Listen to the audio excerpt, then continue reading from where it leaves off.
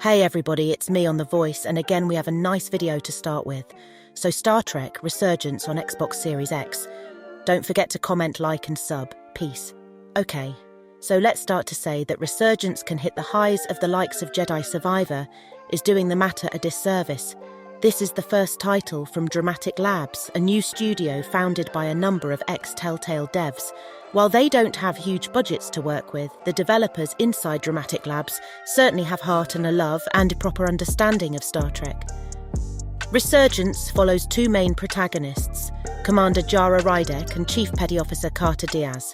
Rydek, a half-human, half-Kobliad, is new to the USS Resolute, quite literally as the game opens with her arrival. A Starfleet research vessel that's undergoing extensive repairs after a catastrophic accident. Helping with some of those repairs is Diaz, a cocky yet likeable engineer who provides a real lower decks experience with fellow petty officers Edsela and Maris. Jumping back and forth between the characters, players are taken from the bridge to a shuttle bay, down to an away team, sick bay and many other familiar Trek locales. Dramatic Labs' experience also means that Resurgence is quite different from the likes of Jedi Survivor in that it's a narrative adventure first and foremost. The player has agency when it comes to choice, choosing to follow the captain's orders to the letter or picking the recommendation of your science head over that of ops, and also needs to step up with tricorder scans, quick-time-fueled movements and well-aimed phaser fire.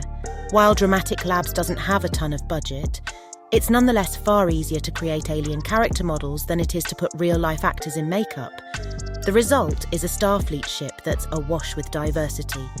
While there are quite a few humans in Resolute's senior staff, the ship itself is host to a Bolian second-in-command, a Vulcan head of engineering, a Trill officer in Edsela, and the deep cut that is Rydek herself. This is bolstered by the introduction of two new races, the Elidian and the Hotari. As previously mentioned, Commander Rydek is half Kobliad, representing a race that's featured in Deep Space Nine, Voyager, and even Enterprise. She's reliant upon assistive technology, bound to a device that tells her when she needs an infusion of duridium to reconstitute her cell structure. While this comes into play within Resurgence's narrative from time to time, it's yet another step in inclusion, and one I welcome. The deep cuts don't end with the Kobliad. As promoted as early as the title was announced, a voice-alike recreates the role of Ambassador Spock mere years before he jumps into the Kelvin timeline. As detailed far more recently, Jonathan Frakes also reprises his role as Captain William T. Riker of the USS Titan, NCC 80201. Spock's inclusion is frankly for nostalgic purposes, fun for diehards, but nonetheless unnecessary and a stark contrast to nostalgia introduced in Star Trek Picard Season 3. Riker's inclusion makes far more sense. Resurgence's narrative revolves around the Takon Empire and Portal 6-3, the subject of Star Trek, the next generation's first season episode, The Last Outpost. Resurgence does a tremendous job of feeling like one of your favourite episodes of Berman-era Star Trek. When Resurgence works, it really works, arming you with a tricorder and solving quandaries with your mind, ethics and heart. I was particularly surprised, and frankly impressed, by a dive into Trill symbiosis that mirrored the main narrative. In a very Telltale-like manner, Resurgence forces you into a series of challenging, often morality-charged decisions with real repercussions. There's plenty of opportunity to act like a tyrant, but there's equal chance to conduct yourself as a proper Starfleet officer, even if the price of doing the right thing is quite high. In these moments, Resurgence can consider itself as an equal to what I consider the best Trek game of all time. Star Trek The Next Generation, a final unity. The starship porn is pretty damn good too. When it fails, Star Trek Resurgence feels like an early expansion of Star Trek Online, throwing some bugs, janky animations, copy-paste models, Scottish and non-Scottish Starfleet personnel and engineering tools alike, and too many phaser fights to the forefront. None of the phaser fights are fun, and none of them are really needed, especially in a franchise that encourages you to succeed through compassion, though they're not as bad as one sequence in which pure stealth is required. It's equal parts frustrating and boring. There's also a weird insistence that Diaz needs to be straight and lusting after a fellow petty officer, and a frustrating lesbian encounter for Rydek that's teased, but seemingly not within reach. Resurgence isn't without bugs either. I couldn't pass one sequence that merely required me to aim and fire a phaser through a QuickTime event. Luckily, I was able to bypass the block by engaging in that sequence using story mode, one that means you can't fail an engagement. Points to Dramatic Labs here for not locking down any achievements for those who choose to do so. Several instances within the game, generally revolving around Portal 6.3, have horrendous clipping audio as well. In the end, I'm willing to overlook most of these flaws as a Star Trek fan, though I'm sure those looking for a compelling, challenging narrative adventure will be able to do the same. The one cardinal sin that I can't ignore is after finishing the adventure and finding out that a chapter select isn't available upon completion.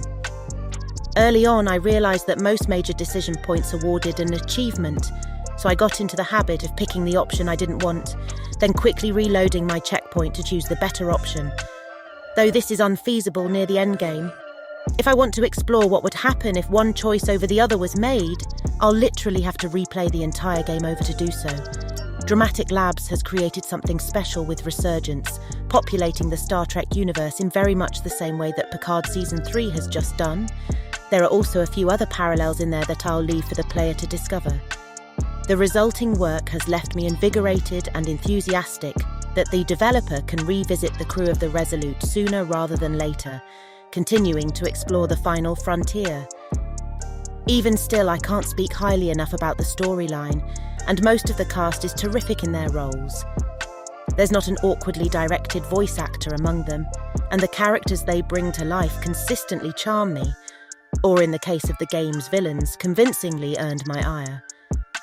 Without spoiling much, longtime Star Trek fans who tire of potentially galactic stakes in the more modern shows won't necessarily breathe a sigh of relief here, but it's also neatly built into existing lore, whilst bringing a refreshing amount of new bits of world building, that I recommend even the most jaded among fandom give this plot a fair shot.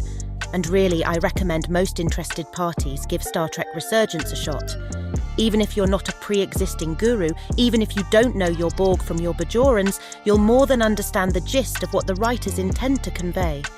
Though if you're especially sensitive towards shoddy gameplay mechanics, you might give it a pass, or at least wait for a patch or two.